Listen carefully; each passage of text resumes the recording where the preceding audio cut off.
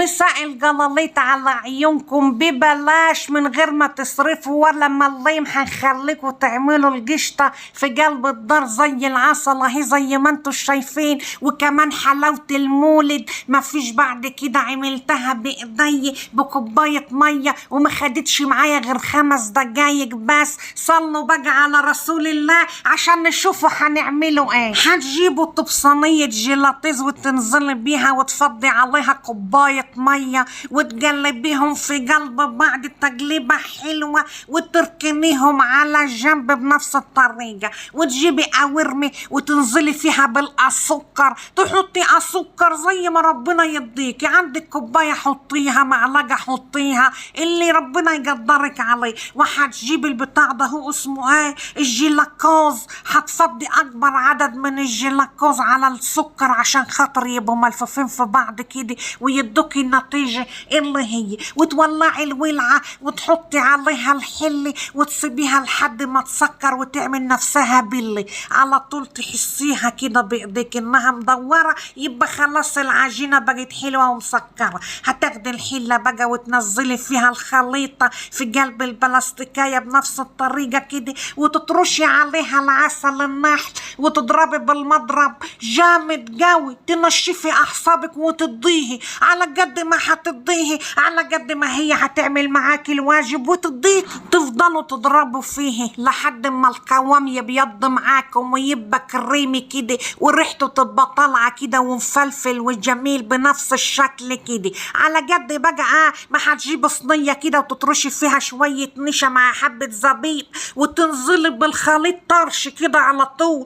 تعبي العلبه ما تخليش فيها نفس لحد الاخر. شايفين المطه عامله ازاي؟ المطه دي اللي تعرفك ان انت كده ماشيه صح. امال ايه؟ لازم كده. وترشيها بحبه زبيب كده من على الوش برضو عشان الشكل والمنظر. وجوزة الهند بقى وتركنيها لحد ما تنشف. وجبت حلي وطرشت فيها الميه مع السكر مع الجلاكوز عشان خاطر نعمل عجينه الملبن الاحمر. امال ايه؟ لازم ان ما كانش المولد النبوي يتعمل فيه كل الحاجات الحلوه عشان تفتح نفسنا. يبقى هنعيده وزرطة ملح ومعلقه فانيليا وحبه نشا بودر. دربتهم كده لحد ما يبقوا زي الكريمه معاي وطرشتهم في قلب العسل وفضلت نقلب لحد الخليط معاكي ما يبقى كريمي كده عشان الوصفه ما تبص مننا. امال ايه؟ لازم كده. وتقلبي كده وتجيبي كوبايه جيلاتيز وتفضيها في قلب الحله كده وتضربي جامد لان لو جفشت منك الوصفه راحت.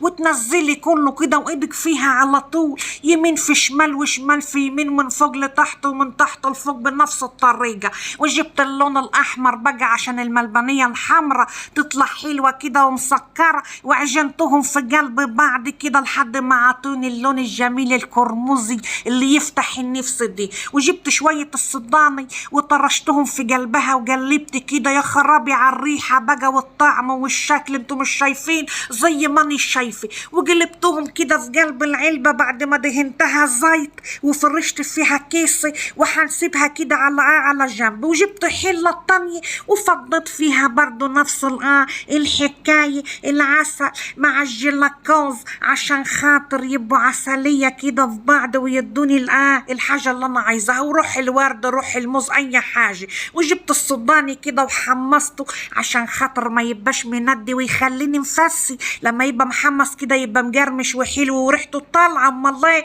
والسكر هو تتحمص ومسك في بعضه. ورحت مفضيه عليه المكرمشات كده ومقلباها في قلب بعض بسرعه بس كده احسن لو جفشت هتبقى جفشه سودا على دماغتكم. ونزلتها في قلب الحله كده اللي انا عايزاها زيت ونفرد على طول عشان ما تكلكحش. ندق عليها كده بسرعه عشان خاطر تطلع حلوه ومكعبات ركيكه. وجبت السطور وقسمتها كده الجوالب عشان خاطر كل واحد ياخد قالب كده ويدعي لي برضه. امال ايه؟ وتنزلي بالسمسم برضه في قلب الطاسه عشان يتحمص ويبقى حلو وريحته تطلع كده والرطوبه اللي فيه تطلع زي ما انتم شايفين كده. ونزلته في قلب السكر وقلب لحد ما يتشرب السكريه كلها. وخدته برضه بنفس الطريقه وطرشته في قلب الصينيه المبلله بالزيت زيت ومحطوط فيها كيسة، وفردتها نفس الفردة برضو المبططة دي عشان الخرطة تطلع مسوية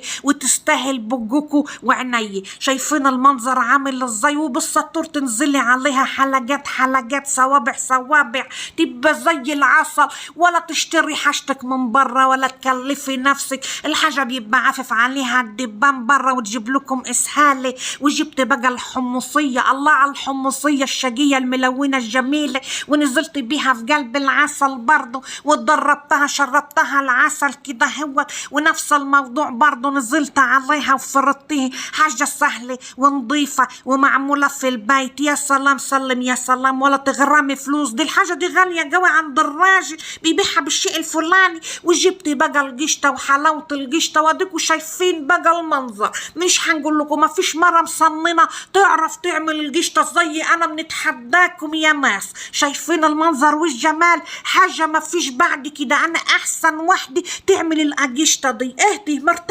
مرتبة من الفايبر. يا صلاة النبي يا صلاة النبي، زيدوا النبي صلاة، الله اكبر علي. وقطعتها كده مكعبات مكعبات مع رشة النشي مع حبة الزيت، طلع زي القمرة هي، بسم الله ما شاء الله. فيها شدة ومطة وطرية وتفتح النفس وحاجة نظيفة، انا اللي عملاها بإيدي. يا صلاة النبي احسن. وزي ما انتم شايفين القشطة دي لا بتستهلك لبن ولا زبادي ولا اي حاجة، ما فيش غير معلقة السكر ومعلقة المية من الحنفية، تطلع معاك القشطة اللي هي زي العسل، ولا تخسري ولا مليم. انتوا عارفين القطعة بتتباع بكام؟ دي غالية قوي النار والله. وديكم شايفين والله العظيم احلى مش جاهزة، جميلة وفيها مطة وشدة غريبة الشكل. انا اصلا مش مصدقة نفسي والله على الحلاوة دي. يا صلاة النبي احسن. وتعصيها على طول في النشي عشان ما تكفش ببعضها، لانها من جوا بتبقى مبللة كده، هي نظامها كده. ان عصتيها نشي تعمل معاكي بقى زي جوالب الصابون كده، وتخزنيها في اكياس في حلة وترميها تحت السرير. منين نفسك ما تغزك كده وتبقي جعانة تطلعيها. شايفين المطة عاملة ازاي؟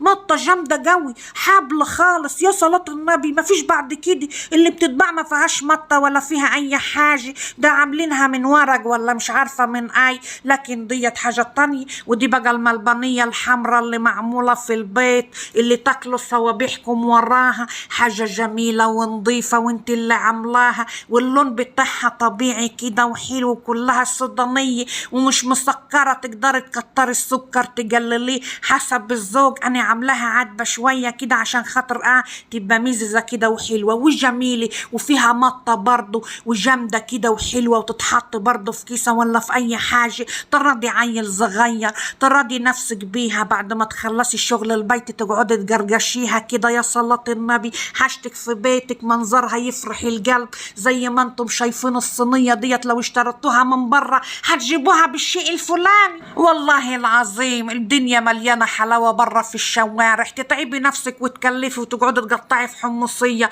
والسمسمية وينزل عليك العسل يحرق لك ايديك. روح اشتري ب3 4 جنيه حمصية، ولا تعملي ولا تخلي. بصراحة انا جرفت احسن جرف من الحمصية دي وما عدت نعملها تاني ابدا. متعبة قوي، طلعت ميتين ابويه، بس في النهاية حاجة جميلة.